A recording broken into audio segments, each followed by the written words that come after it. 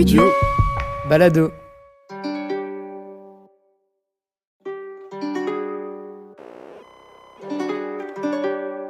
Our Queer Story, histoire plurielle du cinéma LGBTQIA+, Iris Lafont, Valérie Leclerc, Studio Balado. Schwule wollen nicht schwul sein. See what the boys are adding, you have to take away. Why are you saying all of this? Because I do love you. Our Queer Story, une histoire déviante, non chronologique et ouverte des cinémas LGBTQIA+, le podcast qui interroge les liens complexes qu'entretient la communauté queer avec l'image en mouvement, à la fois espace d'émancipation et instrument de discrimination. Épisode 4, Fresh Kill de Shu Li-shang, qu'est-ce que la science-fiction queer ?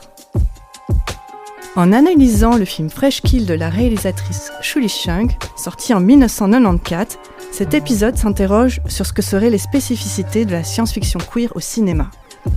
Nous discutons de pratiques do-it-yourself, d'accès populaire aux technologies de l'image en mouvement, de récits éco-queer et de cinéma porno. Et nous partageons avec vous des extraits d'une interview avec Shu Li-shang.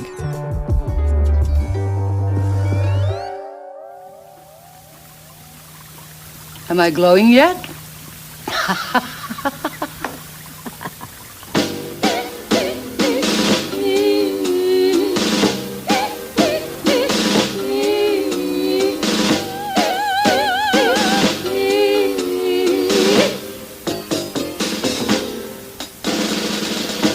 Sea Wonder Cat Food, the catch of the day, brought to you by GX.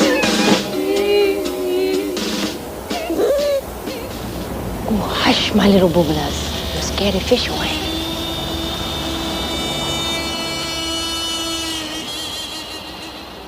Dear Gentle Folks, je vous rassure, on ne se met pas subitement à vous glisser des publicités ciblées au sein des épisodes. Donc les lesbiennes là, je m'adresse à vous en particulier. N'allez pas sur les internets chercher Sea Wonder nourriture pour chat. Ça ne sert à rien, la pub est fun, mais la marque n'existe pas. Et si celle-ci existait, croyez-moi, vous n'en voudriez pas. Car ce que vous venez d'entendre, c'est un extrait de Fresh Kill qui est un film de fiction sorti en 1994, réalisé par Shu Li-shang et coécrit par Shu Li-shang et Jessica Edgedorn. Alors Fresh Kill va suivre les mésaventures de Shireen et Claire, un couple lesbien working class new-yorkais, dont l'enfant, Honey, contracte une mystérieuse maladie. Alors, cette mystérieuse maladie provoque des symptômes plutôt étonnants, puisqu'elle rend non seulement les personnes atteintes vertes, phosphorescentes, mais qu'en plus de ça, elle détraque leur façon de parler, leur élocution, au point de les rendre totalement inintelligibles. Notre couple lesbien, Shireen et Claire, commencent à mener leur propre enquête, et elles se rendent assez vite compte que leur fille est une victime collatérale des agissements sournois d'une multinationale qui est la GX Corporation. Et attention, ici ça se complique. Tout à fait, car Claire est accordéoniste. C'est une artiste qui galère et qui jongle avec les jobs alimentaires. Et un de ses jobs, c'est de travailler dans un restaurant hype de Manhattan, qui est connu pour servir un plat que tout le monde s'arrache, à savoir des sushis qui sont faits avec les lèvres d'un poisson nommé le Yamakasi. Et Claire, qui veut gâter sa fille, ramène régulièrement à celle-ci du Yamakasi. Or, on se rend compte progressivement que ce poisson est pêché dans des eaux contaminées et que c'est lui qui est la source de la mystérieuse maladie de Honey. Dans le prochain extrait, on entend le couple discuter pendant que leur fille est en train de manger ses sushis empoisonnés. I just had a baby. That's all I knew. Mama's a lesbian. Papa's a... Oh, did Uncle Johnny put in too much wasabi? You know, I wish Jumpin's mom would stop sending us these toys. She know we can buy this stuff on Canal Street. Oh, makes her feel good. I'm proud. Fresh off the assembly line. I'm proud. I'm proud. Are you coming with me to Memorial? I don't know if I can take another one. I'm proud. Sweetheart, can you please turn that thing off? Mimi wants us to go to dinner this weekend. Love, peace, Candy, string beans, and yellow surprise. The Commission has investigated the possible radiation leak from an American hydrogen bomb. Alors Fresh Kill laisse un peu planer le doute sur l'origine exacte de la contamination du Yamakasi, puisque plusieurs sources possibles d'infection sont suggérées en parallèle, mais en tout cas, le film prend le temps de s'attarder sur le sort d'une petite île du sud-est de Taïwan qui s'appelle l'île des Orchidées, Orchid Island en anglais. Et cette île des Orchidées, elle sert en l'occurrence de site de stockage de déchets nucléaires taïwanais. Et ça, au passage, c'est pas de la fiction. Absolument. Le poisson Yamakazu n'existe pas, mais l'île des Orchidées est bien réelle. Et sa faune comme sa flore sont contaminés par ces déchets radioactifs depuis les années 80. Ce contre quoi s'érigent les habitants de l'île, les aborigènes Tao, sans que leur souveraineté ou leurs paroles ne soient réellement prises en considération. Et donc, que fait Fresh Kill ? Le film imagine ce qui se passe quand le poisson contaminé d'une petite île dont tout le monde s'en fiche se retrouve dans les assiettes du monde occidental, en l'occurrence dans les assiettes de ce restaurant de sushi un peu hype où Claire travaille. L'intoxication des aborigènes de l'île des Orchidées devient ainsi le problème des habitantes de New York. Au passage, d'ailleurs, le nom de ce restaurant de sushi dans le film, c'est le Nagasaki, et l'ironie n'échappera à personne. Et du coup, c'est quoi le rôle de la méchante GX Corporation dont tu parlais ? C'est là que ce Sea Wonder nourriture pour chat intervient. Ce Yamakazu, il est non seulement servi en sushi, mais Claire et Shireen apprennent au fil de leur enquête qu'il sert également d'ingrédient principal à la pâtée pour chat Sea Wonder, qui est un des produits à base de Yamakazu commercialisé par la GX Corporation. Ce qui veut dire que dans Fresh Kill, on voit non seulement des humains, mais aussi des chats devenir verts, glitcher, commencer à s'exprimer bizarrement, et puis disparaître sans laisser de traces. Les cas d'empoisonnement se multiplient et face au scandale, la GX Corporation fait ce que toute méchante multinationale qui se respecte pratique quand elle a besoin de redorer son image. Elle investit et achète des médias. Elle achète des médias. Journaux, télé, la GX Corporation sort le grand jeu pour étouffer l'affaire et désinformer sur la dangerosité de ce qui est en train de se passer. Fort heureusement, on est à New York et on est dans les années 90. Et Shireen et Claire vont pouvoir compter sur 2 médias alternatifs pour s'informer et militer. Une télé d'accès public, tout d'abord, dans laquelle Mimi, la mère de Claire, tient une émission. Et d'ailleurs, on va très vite revenir sur l'importance pour les minorités de ces télés publiques aux États-Unis. Et l'autre média alternatif, c'est quoi, Valérie ? Internet, évidemment. Fresh Kill, c'est aussi un film qui nous dépeint un état d'Internet encore plein d'espoir, fait de modems bruyants, de sites flashy et de hackers au bon cœur. C'est un film des années 90, je rappelle, on parle encore de cyberspace. Au final, Shireen et Claire et leurs amis vont mettre en évidence le cynisme et les méfaits de la GX Corporation, mais l'appareil médiatique de la multinationale est le plus fort, le capitalisme se réinvente toujours en cas de crise, et dans une magnifique démonstration de greenwashing, la GX Corporation va se rebrander, faire peau neuve et se présenter bientôt comme une marque éco-responsable.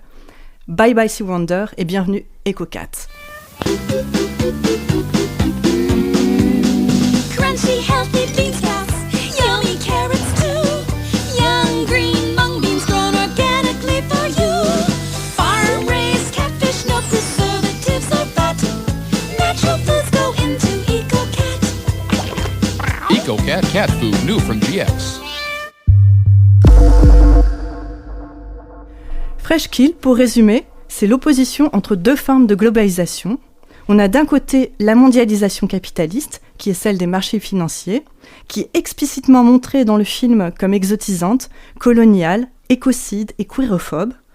Cette mondialisation, elle est incarnée par différents types de groupes qui fonctionnent à différents types d'échelles. Elle est incarnée par la GX Corporation, bien sûr. Elle est incarnée par la patronne sans scrupules du restaurant Nagasaki. Mais elle est aussi incarnée par un groupe de yuppies, c'est-à-dire de jeunes cadres dynamiques du milieu de la finance, dont on suit à plusieurs reprises les conversations. Ces yuppies, on les voit continuellement spéculer de manière assez cynique sur à peu près tout, sur la prochaine musique à la mode, sur des œuvres d'art contemporain, sur les actions pour pâté pour chat, etc., etc. Et pour s'opposer à ce premier groupe, à cette mondialisation capitaliste, on a une autre forme de globalisation qui va réunir plusieurs communautés et collectifs dispersés à travers le monde, qui sont tous plus ou moins engagés dans un mouvement de résistance. Et ces communautés, ce sont les victimes même des politiques écocides et racistes du système capitaliste. Ce sont par exemple les autochtones de l'île des Orchidées, c'est les personnages de Claire, Shireen, leur fille Honey, et puis leurs amis et leurs familles. Ce sont aussi des sans-abri dans un parc de Staten Island. Et puis c'est aussi dans le film un groupe de hackereuses éco-terroristes nommés les African Unity Network. Et on va d'ailleurs écouter tout de suite un extrait d'un de leurs manifestes. Dutch English dogs have been here. The Belgian dogs have been here. The Portuguese dogs, the English dogs, the Spanish dogs, all the rabid dogs have been here.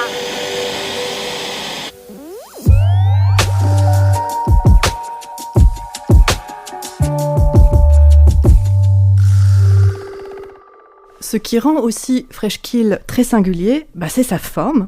C'est la façon dont les conventions du médium filmique sont constamment attaquées et coérifiées. Oui, ne vous attendez surtout pas à voir un film narratif traditionnel. Ah, ça non. Et pour vous donner un exemple de la forme bizarre, queer, non conventionnelle du film, Fresh Kill a été tourné sur plusieurs supports. La fiction principale, c'est-à-dire l'histoire de Claire et Sharin, qui se déroule à New York, elle a été filmée en 35 mm, c'est-à-dire dans le format noble cinématographique par excellence. Les scènes sur l'île des Orchidées, elles sont tournées en 16 mm, ce qui nous fait changer de registre, c'est un format qui est plus associé au documentaire. Les hackereuses de l'African Unity Network, pour leur part, sont filmées en vidéo, donc un médium plus pauvre, mais qui est aussi le médium des militantismes. C'est le médium de la circulation et de la diffusion, si je puis dire, celui des images globalisées. L'image vidéo, en fait, on l'associe à la télé, puis aujourd'hui, bien sûr, à Internet. Et alors, Fresh Kill peut paraître un peu déroutant la première fois qu'on le voit. Il se passe beaucoup de choses en même temps dans le film, et pas nécessairement de manière très linéaire. Dans le film sont aussi insérés des faux extraits de journaux télévisés, des fausses publicités comme celle pour le pâté pour chat. Il y a aussi des plans de caméras de surveillance. Et alors, tous ces éléments s'imbriquent les uns dans les autres de manière très frénétique. Avec Fresh Kill, on a toujours un train de retard par rapport à ce qui se passe à l'écran. C'est un film qui est constamment en mouvement. Il y a tout le temps de la musique aussi. Donc c'est un film qui avance. Les personnages du film ne sont pas en reste. Elles n'hésitent pas à casser le 4e mur et donc à s'adresser directement à la caméra. Tout est fait selon les propres mots de Shu Li-shang pour faire sortir les spectatrices de leur passivité. C'est un film qui vous demande de travailler un petit peu. Ou un petit peu beaucoup. En tout cas, pour comprendre le caractère ovniesque de Fresh Kill, il faut aussi connaître un peu le parcours de sa réalisatrice. Donc, Shu Li-shang, elle est d'origine taïwanaise, mais elle a travaillé à New York, au Japon, en Allemagne, à Paris. Et c'est une figure assez atypique du cinéma queer. C'est une cinéaste, oui, mais c'est aussi une artiste, une activiste et une pionnière du net art. Il y a une de ses œuvres qui s'appelle Brandon, qui a été créée dans les années 90, donc au début d'Internet, qui peut être considérée comme la première pièce de net art commissionnée par une grosse institution artistique. Et Brandon, pour info, c'est un récit interactif basé sur l'histoire tragique de Brandon Teena, donc un jeune homme trans violé et assassiné en 1993. Shu Li-shang, c'est une cinéaste qui a réalisé 4 longs métrages de fiction ouvertement queer, et on parle ici d'un queer très in your face, très politique. Non seulement ce sont des longs métrages de fiction queer, mais en plus de ça, ce sont des films de science-fiction queer. Donc ces 4 films, ce sont Fresh Kill, IKU, Fleet Zero et Uki. Shu Li-shang est peut-être d'ailleurs la seule personne au monde qui a réalisé 4 longs métrages de science-fiction queer, puisqu'il y a vraiment en fait très peu de SF queer produites pour le cinéma, à l'inverse des séries et de la littérature. Et alors ces 4 films de Shu Li-shang, ils constituent ensemble une quadrilogie qu'au passage on a montré en entier à Cinémathèque en 2023. On avait d'ailleurs invité Shu Li-shang pour l'occasion, et c'est un programme qui a attiré pas mal de monde, ce qui était super. Alors, de cette quadrilogie, Fresh Kill, c'est le moins stéréotypiquement SF, ce qui n'empêche pas le film d'adopter un langage et des codes propres à la science-fiction.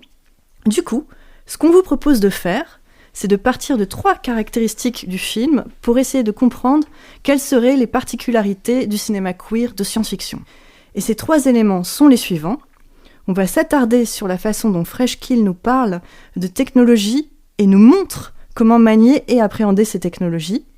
On va ensuite s'intéresser au fait que Fresh Kill est un récit spéculatif éco-queer. Et enfin, on reviendra sur la manière dont les corps et les sexualités queer sont ramenés au premier plan. Et alors, ce qui est génial, c'est que Iris, en reportage à Paris, a eu la chance de pouvoir poser 2-3 questions à Shu Li-shang elle-même. Donc, pour chacun de ces 3 éléments qu'on va explorer, on partira chaque fois d'un souvenir raconté par la cinéaste elle-même.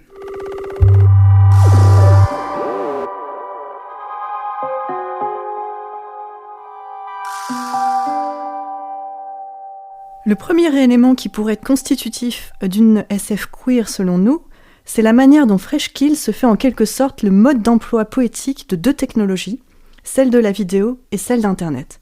Et ici, on va plutôt se focaliser sur la vidéo. Alors je vais commencer par un petit détour, mais vous allez voir, ça va très vite faire sens. Il y a quelque chose qui m'intéresse beaucoup dans Fresh Kill, c'est que le film fait le portrait d'une scène artistique spécifique, comme le font d'ailleurs aussi les autres films de la quadrilogie.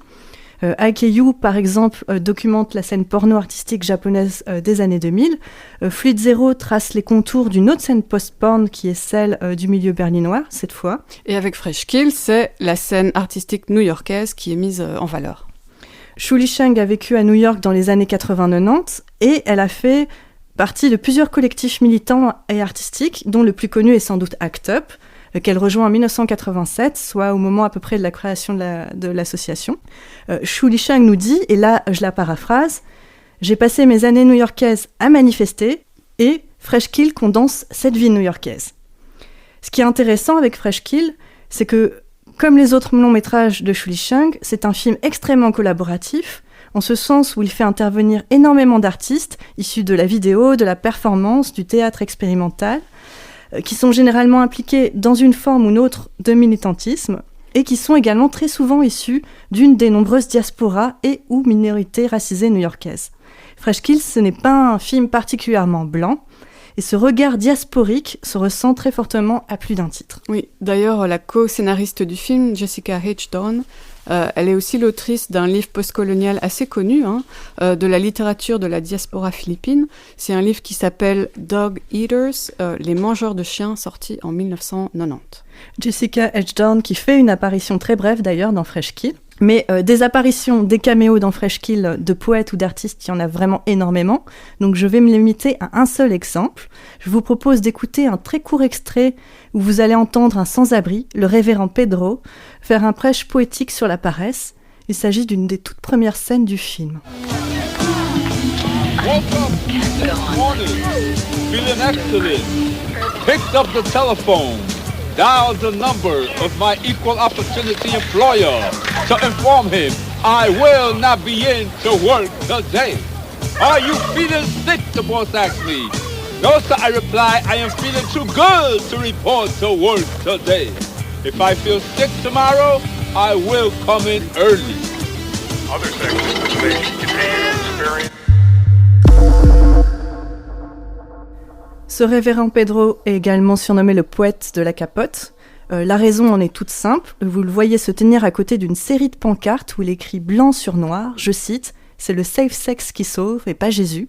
Poème et capote à vendre. » En l'occurrence, ce révérend Pedro, c'est Pedro Pietri, qui était un des fondateurs du Nuyorican Movement, donc un mouvement de poètes et d'artistes de la diaspora portoricaine new-yorkaise.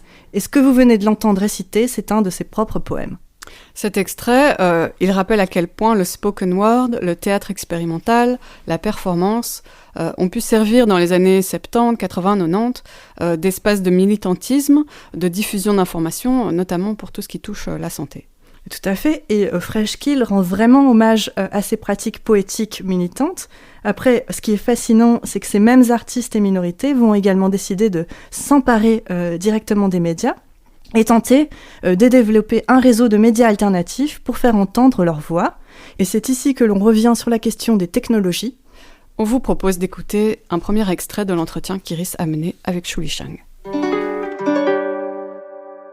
I pretty much in the 1980s lived through New York, so the particular 80s is very, for me, New York is very active, very pretty much turbulent because you got the homeless issue, labor issue, race issues. There's people on the street, a lot of demonstration, the AIDS crisis, the ACT UP, particularly on the street. I joined the TV collective, Paper Tiger TV and D-Dish TV. These are two collectives aiming to promote grassroots media. consider in the 80s, I think, still you have a very so-called mainstream television that pretty much take over the airways. So all these alternative TV actually going through the public access channel is trying to have a different voices be heard. For example, you have to combat a lot of mainstream media buyers. For example, you would be on the street demonstrating. You have 50,000 people, activists on the street demonstrating. You went home, you turn on the TV, they say, oh, there's 5,000 people on the street demonstrating. So that is a lot of, idea of try to debunk the mainstream media.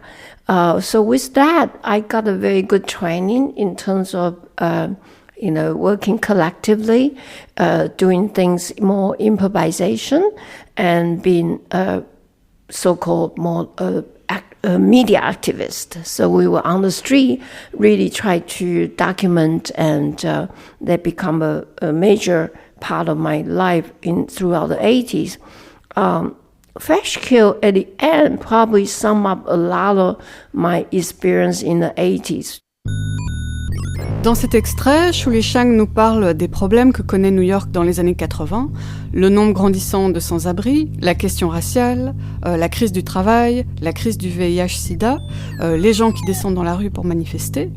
Elle dit que documenter tout ça est devenu une partie importante de sa vie et qu'elle-même est devenue à ce moment-là ce qu'elle appelle une activiste des médias, une media activist. Cet activisme, il va se concrétiser notamment par son travail au sein de 2 collectifs qui sont Paper Tiger Television et Deep Dish TV. Et ici, on va vous dire quelques mots sur le premier de ces 2 collectifs. Paper Tiger Television, c'est une émission hebdomadaire qui a été créée en 1981 par un collectif d'une dizaine de personnes, des artistes, des professionnels des médias, des activistes. Et cette émission était diffusée sur une chaîne d'accès public new-yorkaise. Et alors, petit encart ici, c'est que les chaînes d'accès public aux États-Unis sont apparues avec le câble dans les années 70. Donc pour pouvoir implanter leur réseau souterrain de câbles, tous les opérateurs de câbles, qui sont des compagnies privées, elles ont été en gros forcées par les pouvoirs publics de donner, entre guillemets, une de leurs chaînes à la communauté. Et c'est-à-dire que non seulement les opérateurs de câbles vont devoir donner au public, à qui le veut donc, des espaces de diffusion, mais aussi, en amont de ça, donner à ce public accès à du matériel pour pouvoir créer des contenus, des émissions de télé à diffuser. Et on parle ici, au passage, de télévision locale. Et donc, l'ambition première de Paper Tiger TV, c'était d'utiliser ces espaces publics de diffusion et de création pour mettre sur pied un média qui se poserait en critique systématique de l'écosystème médiatique dominant, la télé, les news, la presse, mais aussi les films, les séries, les publicités. D'ailleurs, un des slogans de Paper Tiger TV, c'est, je cite, « Si la télé ne fait pas sa critique, on va la faire nous-mêmes ». Ça veut un peu tout dire, je trouve. Paper Tiger TV va s'intéresser aux pratiques de désinformation des grands médias, pourquoi certaines voix ne sont pas entendues, pourquoi les chiffres de manifestations sont systématiquement sous-estimés, etc. Et la réponse à ces questions, elle est souvent la même, c'est que cet écosystème est gouverné par des logiques marchandes, néolibérales, conservatrices, la plupart des journaux, des chaînes de télé, etc., étant possédés par des entreprises privées, par des multinationales, dont la principale finalité est de faire du profit. De l'argent. Une deuxième ambition tout aussi importante de Paper Tiger TV, c'était de se revendiquer pleinement comme une télé communautaire et participative. Ce qui voulait dire laisser parler celles à qui on ne laisse jamais la parole dans l'espace médiatique dominant, les minorités, les pauvres, les séropositifs, les travailleuses du sexe, etc., avec une volonté d'entériner cette démocratisation des outils de production et de diffusion des médias. Et alors, Iris, comment on fait, très concrètement, pour rendre une télé accessible ? Eh bien déjà, Paper Tiger animait des ateliers pour former de nouvelles personnes au métier de la télévision. L'organisation opérait également de manière complètement horizontale. Les membres du collectif circulaient de rôle en rôle en fonction des émissions. Mais une des tactiques employées qui va fortement nous intéresser ici, c'est la façon dont Paper Tiger va surenchérir l'aspect do-it-yourself de ses programmes. Une des caractéristiques emblématiques de Paper Tiger TV, par exemple, ce sont les décors peints à la main, très colorés de ces plateaux, avec cette idée qu'on n'a pas besoin de plateaux professionnels chers et compliqués à construire, qu'il suffit de papier, de ciseaux et de quelques coups de pinceau. Paper Tiger aime bien montrer les ficelles de la fabrication de ses programmes, montrer la télévision en train de se faire, ce qui consiste par exemple à faire des plans très larges qui nous révèlent l'équipe en train de travailler sur le plateau pendant les enregistrements des émissions. Paper Tiger donnait aussi systématiquement le prix que coûtait l'émission à produire. Ils affichaient le prix sur l'écran ? Ouais, tout à fait. Et donc c'était pour les premières émissions en tout cas entre $20 et $150. Tout ça pour dire que le mal fait, le homemade, le bricolé, ça introduit une forme d'accessibilité. Le but, c'est qu'en regardant une émission, une spectatrice puisse dire « ça, mais moi aussi, je pourrais le faire ». Et puis tout ça nous ramène évidemment à Freshkill, puisqu'on retrouve dans Freshkill l'environnement d'un plateau de télé local. C'est un environnement dans lequel évolue un personnage, qui est la mère de Claire, et qui est une présentatrice. Et dans ces scènes, on retrouve l'utilisation de ces fameux décors peints, et puis aussi ce type de plans larges qui vont dévoiler la matérialité du plateau de télé. Et alors il faut noter que l'équipe de Paper Tiger Television était carrément venue donner un coup de main sur le set du film, et puis une des fondatrices aussi de Paper Tiger, qui s'appelle Didi Halleck, a aussi participé à l'écriture du scénario. Freshkill, c'est une œuvre Paper Tiger Television en un sens. Ce n'est pas juste un film qui déroule une fiction, c'est un film qui nous donne une recette, qui nous expose ses propres coutures, qui montre la matérialité des technologies utilisées, le comment c'est fait, le comment ça fonctionne. Ce que Freshkill nous transmet, c'est une forme de savoir populaire et critique des technologies associées aux images en mouvement. Maintenant, ce qui mérite d'être souligné, c'est que cette volonté de rendre accessible une connaissance technologique par l'entremise de la fiction, ça fait partie de l'ADN de la science-fiction nord-américaine. Et hop, comme ça, on retourne au sujet de départ. C'est quelque chose qui la marque, cette science-fiction, depuis les années 20 et la création du magazine Amazing Stories. Amazing Stories, qui était cette revue créée par Hugo Gernsback, qu'on considère aujourd'hui comme un des berceaux de la science-fiction contemporaine. Et au sujet d'Amazing Stories, Hugo Gernsback expliquait qu'il avait pour ambition d'éditer des nouvelles, alliant science et fiction, et qui étaient destinées à instruire de manière ludique le lectorat sur telle ou telle avancée technologique ou scientifique. D'ailleurs, Gernsback, il ne parlait pas simplement d'instruire son lectorat, il avait aussi envie de l'inspirer, donc de le faire participer activement, de lui donner envie de mettre la main à la pâte, soit pour écrire d'autres fictions ou des textes critiques, soit pour se former aux nouvelles technologies. Il y avait vraiment un aspect geek et DIY fondamental à la science-fiction américaine. Et il y a toujours, d'ailleurs, j'ai dit il y avait, mais en fait, il y a toujours cet aspect. L'aspect do-it-yourself de la science-fiction vient aussi du fait que les publications de référence comme Amazing Stories étaient des revues pulp, donc de sale qualité, jugées de mauvais goût, cheap, à milieu des circuits plus nobles des littératures avec un grand L.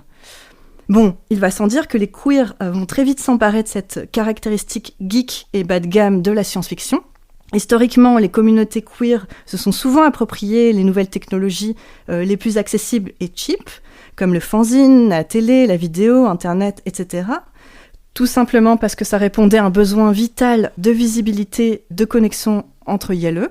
Et il y a une science-fiction queer assez conséquente, qui se déploie en particulier dans les formats les plus pauvres et souterrains possibles. Une science-fiction qui se développe dans les fanzines et les récits de fans sur Internet, notamment. Mais il y a aussi des films de science-fiction queer, donc quelque chose qui demande un peu plus d'argent à réaliser. Et ce qui est remarquable, c'est de voir à quel point nombre de ces films queer surenchérissent et valorisent leur côté cheap et DIY. Ce qu'on voit dans tous ces films de science-fiction queer, c'est que le mal fait, le cheap, est utilisé comme une tactique pour ouvrir à une certaine forme d'accessibilité. Vous n'êtes pas écrasé en tant que spectatrice par une prouesse technique ou des effets spéciaux un peu trop impressionnants, un peu trop slick. Ce sont des films un peu carton-pâte, communautaires, qui donnent envie de faire des films, qui vous disent, tout comme une émission Paper Tiger, « Yes, c'est possible, allez-y, amusez-vous ». Vous écoutez Our Queer Story, les histoires du cinéma LGBTQIA+. Iris Lafont, Valérie Leclerc, Studio Balado.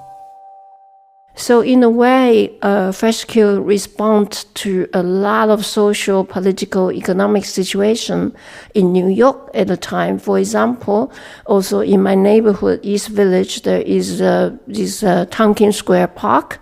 And the homeless people has been camping there for 6-7 years. I don't know, maybe longer. It's just the whole park is just tents.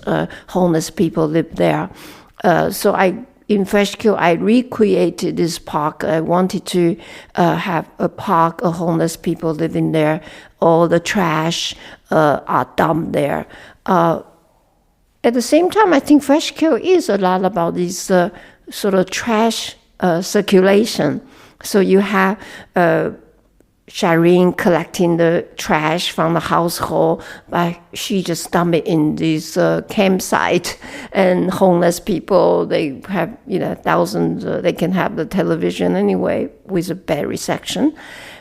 You have the trash everywhere. Trash going from Manhattan to Staten Island, Freshkill. You have trash from the Taiwan mainland to dump at the indigenous island.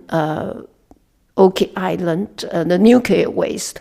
So there always exists this sort of trash going from the developed country to the underdeveloping or developing countries. So in a way, Freshkill is a bit more like try to play a little bit of reverse engineering. So the idea is like for the trash actually come back, particularly like the nuclear waste dump in the ocean, that actually comes back to Manhattan via poison toxic fish lips. Yeah.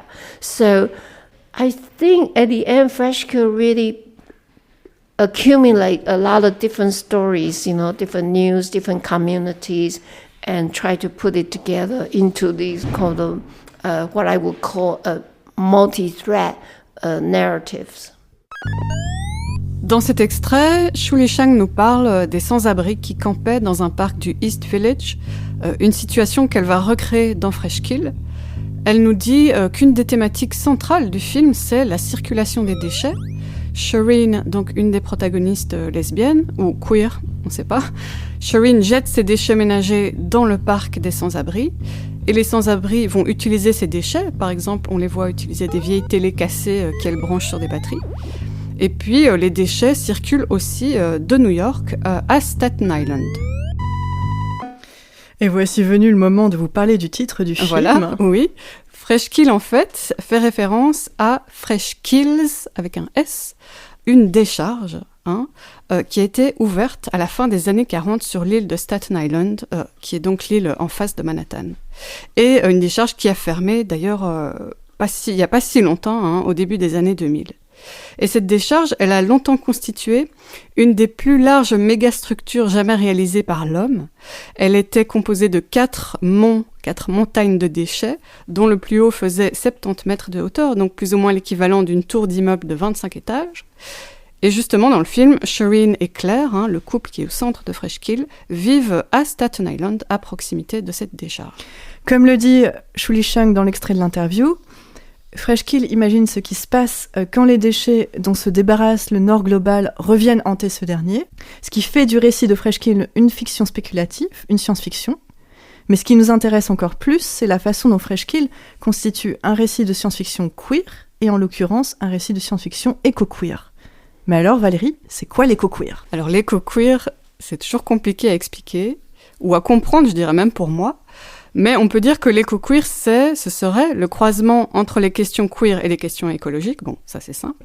En gros, ce serait tenter d'appréhender l'environnement depuis une perspective queer, mais aussi vice-versa, d'appréhender le queer depuis une perspective environnementale.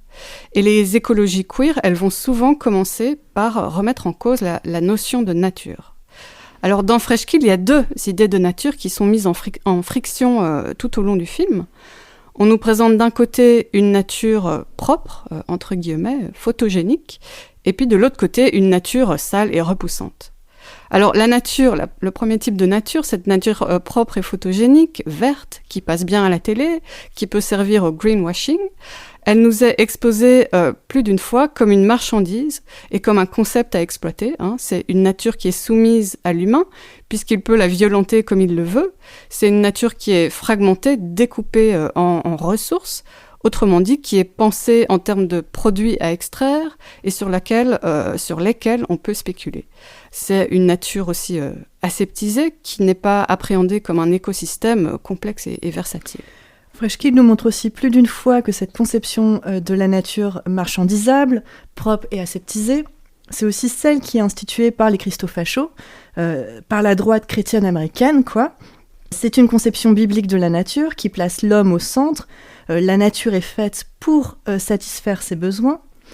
Et de cette nature émane un type de famille qui serait naturelle, et par extension morale et saine, cette famille étant évidemment la famille nucléaire, cis-hétéronormative, blanche. Et dans le film, la première chose que relaient les médias quand Honey, la fille de Shireen et Claire, disparaît, c'est l'idée que le cadre familial dans lequel cet enfant évolue serait non naturel.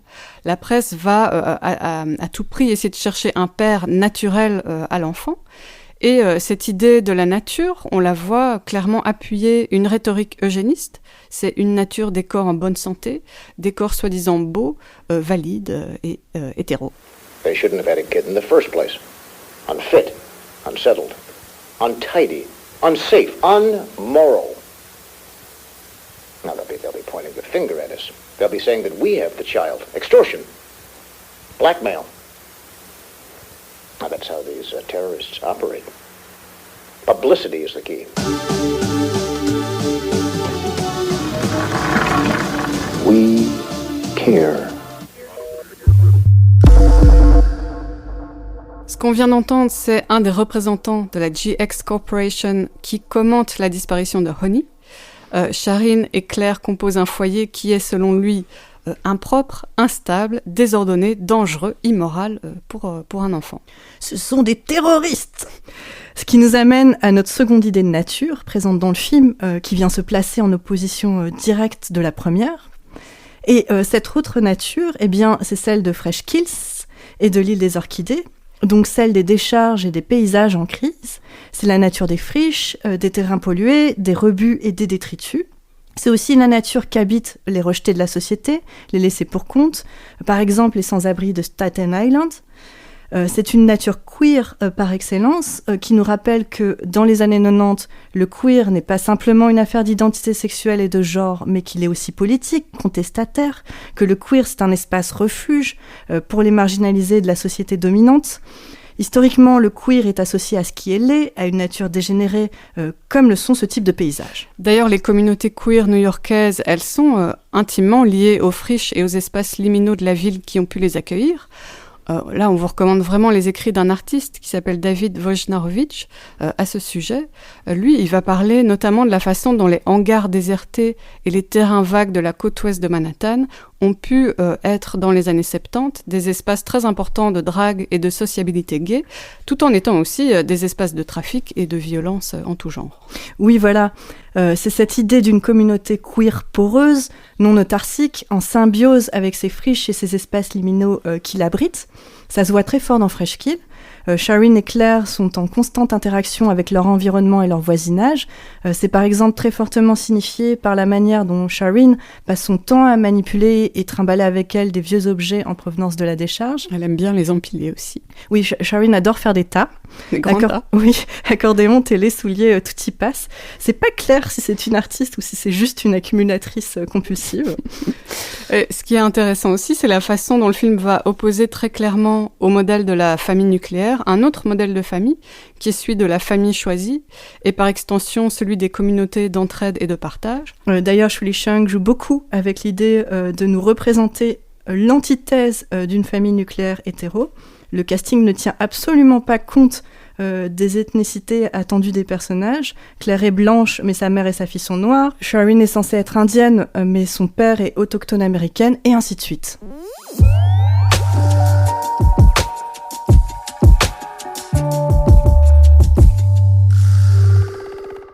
On va maintenant revenir un court instant sur la façon dont la maladie de Honey est montrée à l'écran. On rappelle les 3 principaux symptômes de cette maladie. C'est important, vous allez voir pourquoi. Le premier symptôme, c'est que c'est une maladie qui rend inaudible, inintelligible.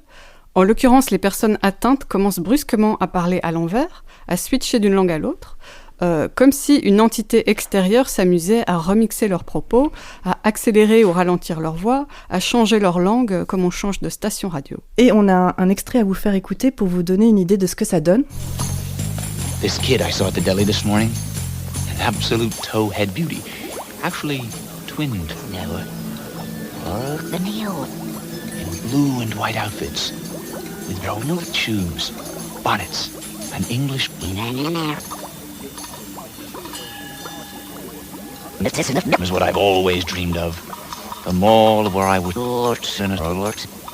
The stroller is très bleu, with its et un grand tourbillon up above. Le deuxième symptôme de cette maladie, c'est que c'est une maladie qui rend vert fluo. On peut penser ici au vert radioactif. Et puis le troisième symptôme, c'est que si vous êtes atteint ou atteinte de cette maladie, vous finirez peut-être par disparaître.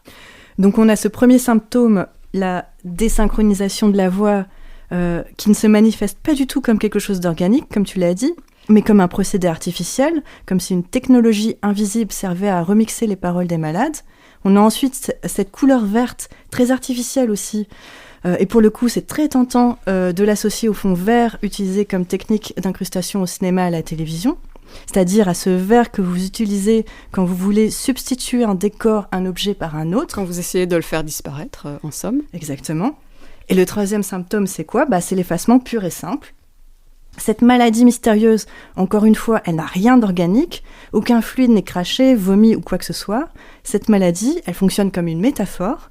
Ce qu'elle nous montre, c'est une disparition d'un système de représentation, qui est en l'occurrence celui des écrans de télévision. Et en utilisant pour ça les effets spéciaux de la technologie vidéo, l'écran vert, l'avance rapide, les voix mises à l'envers, etc., en guise de symptômes. Les malades sont rendus inaudibles et invisibles, et elles disparaissent de la télé, et donc, par extension, de l'attention publique. C'est le moment ici de rappeler que Shuli Shang faisait partie d'Act Up New York, comme on l'a dit. Freshkill fait très clairement un parallèle entre la crise du VIH-Sida et l'empoisonnement de l'environnement. Ce sont deux types de crises sanitaires qui ont subi et continuent de subir un désintérêt de la part de la société mainstream et de ses médias, parce qu'elles touchent toutes les deux, en premier lieu, les populations défavorisées. Donc on a un parallèle d'un côté entre les corps intoxiqués des personnes qui vivent près des décharges, et puis les corps des personnes attaquées par le virus du VIH-Sida. Et si on fait un peu attention, le VIH-Sida est omniprésent dans le film. On a déjà mentionné la présence du révérend Pedro, poète de la capote, mais ce n'est qu'un exemple parmi d'autres. Il y a aussi cette scène où Claire et sa mère Mimi viennent interrompre un journal télé, qui est bien sûr une référence à une action d'Act Up de 1991, qui a vu 3 activistes interrompre en live une émission de la CBS. Freshkill pose dès lors la question suivante. Quelle maladie, quelle mort importe suffisamment pour être diffusée à l'antenne, pour être pleurée? Qui mérite, en d'autres termes, de faire partie ou non de ce régime de visibilité? Et celles qui ne font pas partie de ce régime, ce sont encore une fois les marginalisés, mais c'est aussi l'environnement lui-même. Les moins qu'humains, entre guillemets, donc les marginalisés, sont de la sorte mis dans la même position que les non-humains, donc les végétaux, les animaux, l'eau, les sols, c'est-à-dire en position d'infériorité et d'insignifiance totale. Et ça c'est une des clés de la pensée éco-queer. Les violences subies par les queers et les non-humains sont dans la continuité l'une de l'autre. Dans un sens, on peut penser l'environnement comme on pense la communauté queer, c'est-à-dire comme une communauté vulnérable et opprimée, une communauté de non-humains qu'on n'écoute pas, sur laquelle on impose des discours, une communauté qui est attaquée et qu'on peut laisser mourir en toute impunité parce qu'il n'y a personne au sein des instances de pouvoir pour la défendre.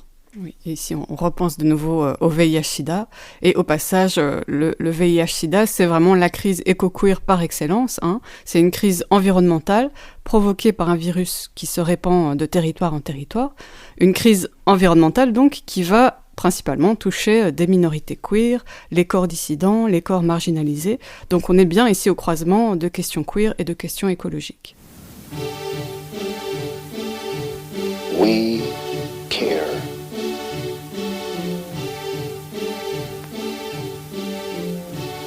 We care.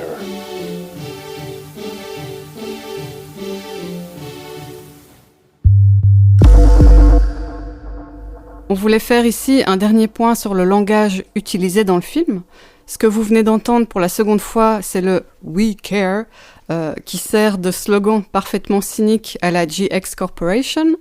On voit constamment dans le film la manière dont la publicité et les médias utilisent des messages très simplistes, très génériques, très efficaces, pour servir leur entreprise de désinformation. Et ce langage est clairement opposé dans le film à la complexité des formes de langage avec lesquelles s'expriment les minorités. Et je pense ici à toutes les interventions poétiques qui surgissent ci et là. Je pense aux spoken words, aux chants et aux monologues des personnages qui partent un peu dans tous les sens. Et bien sûr, c'est aussi là où la structure même du film prend tout son sens. C'est pas qu'il y a une méfiance vis-à-vis de la narration traditionnelle, mais presque. Le cinéma, c'est un média linéaire qui se déroule dans le temps. Il passe d'un point A à un point B à un point C. Comment peut-on le faire rendre compte dès lors de la multiformité d'une telle crise écologique et sanitaire ? Disons qu'on est tous un peu dépassés par l'ampleur, la complexité de l'écocide qui est en train d'avoir lieu. On se sent tous désinformés, impuissantes.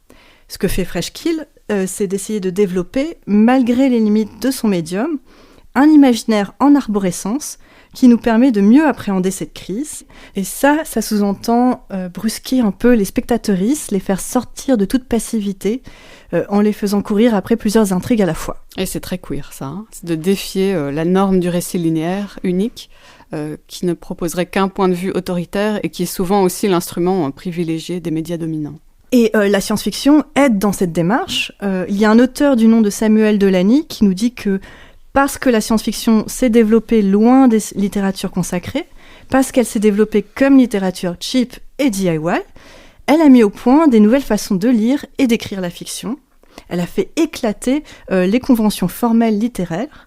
Et pour conclure cette partie, on peut dire qu'une des caractéristiques de la science-fiction queer, comme on la voit formulée dans Fresh Kill, c'est de reprendre cette leçon de la littérature de SF, c'est-à-dire développer de nouvelles façons de filmer et de regarder, mais cette fois, dans l'optique de soutenir une polysémie, une pensée en réseau, qui est particulièrement défendue dans les discours queer et éco-queer.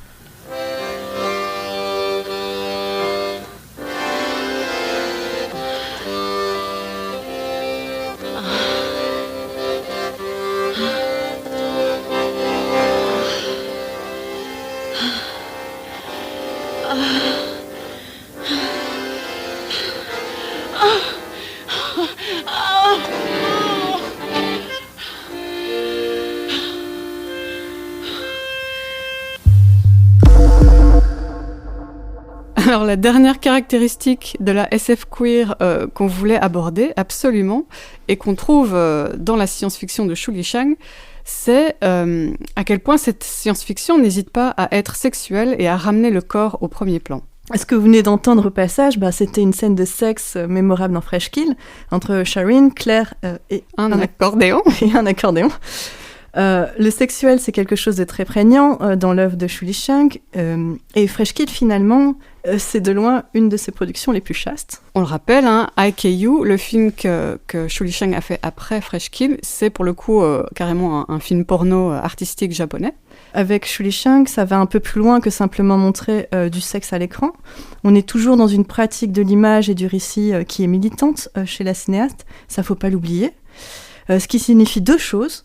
D'une part, la science-fiction chez Shu Li-shang, elle est utilisée comme terrain d'expérimentation, comme une petite boîte de pétri qui permet de proposer des nouvelles façons de raconter et de concevoir le sexe queer, et qui n'hésite pas pour cela à faire voler en éclats les cases et les catégories de genre comme des pratiques sexuelles.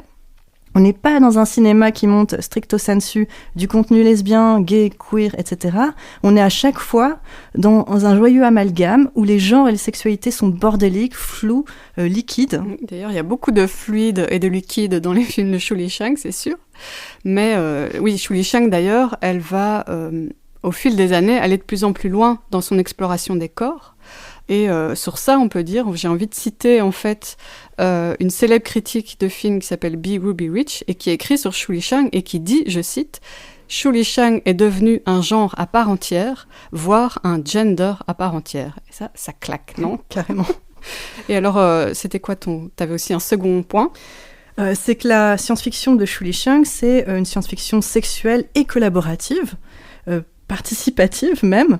Les actrices sont mises à contribution, jouent leur propre rôle.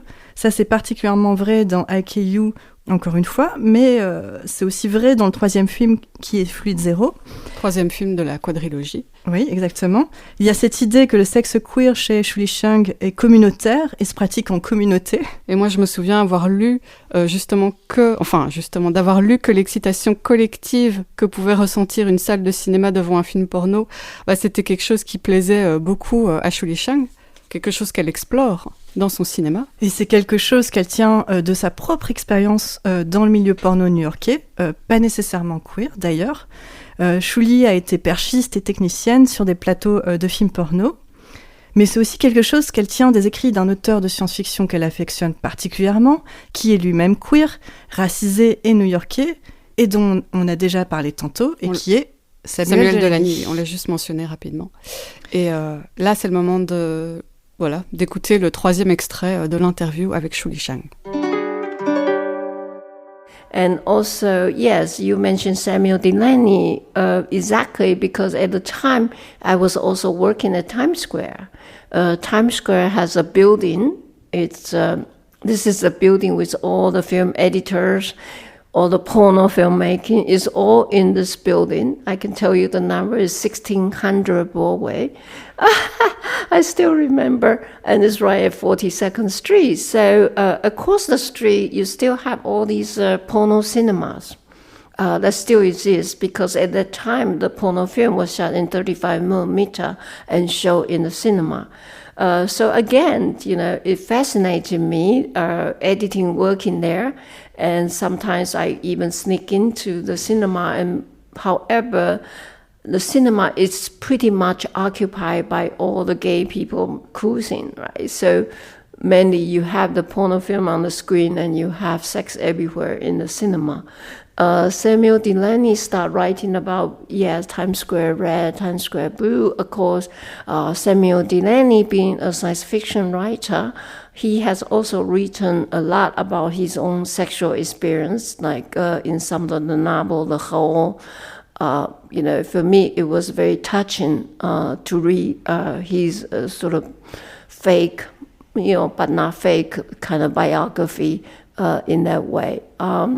I was quite attracted by the daring, the boldness of the Samuel Delany's writing.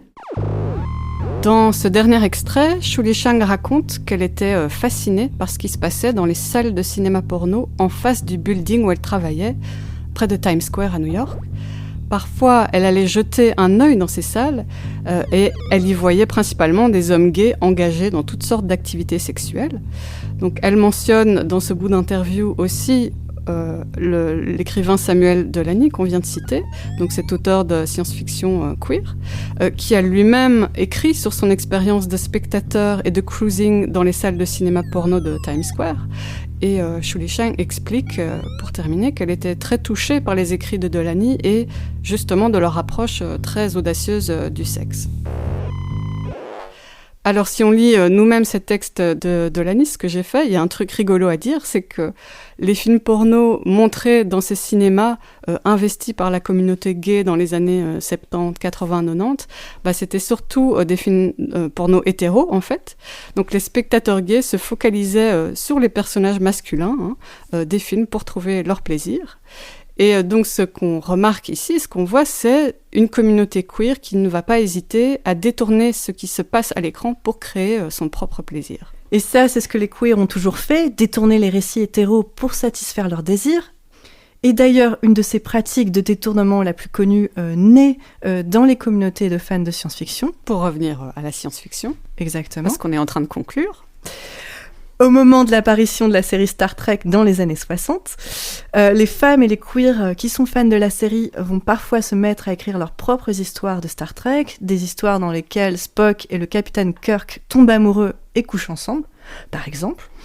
Et ça va donner naissance à un genre littéraire qu'on appelle la fanfiction, les fictions écrites par les fans de séries télé, de films, souvent des fans qui sont frustrés que leur série télé, leur film soit si masculin, si hétéro, et donc qui essayent de corriger le tir.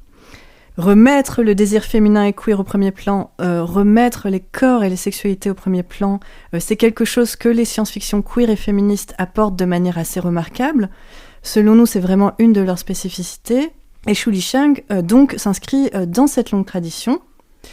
Et cette tradition queer, elle vient directement s'opposer à des courants, à des cinéastes qui abordent la science-fiction de manière beaucoup plus désincarnée. Pensez par exemple à 2001 Odyssée de l'espace, ou à Solaris de Tarkovsky, ou à Ex Machina d'Alex Garland. Et qui utilise des décors cliniques stériles, qui présentent une technologie froide, grandiloquente, et des personnages isolés et détachés émotionnellement.